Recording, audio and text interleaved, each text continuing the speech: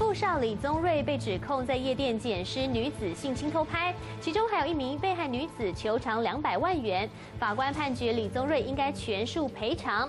法官在检视影带发现呢，还有被害人睡到打呼，李宗瑞还辩称这是双方你情我愿，拒绝赔偿，甚至拿出事后互传的简讯。但是法官认为互传简讯不代表没有性侵。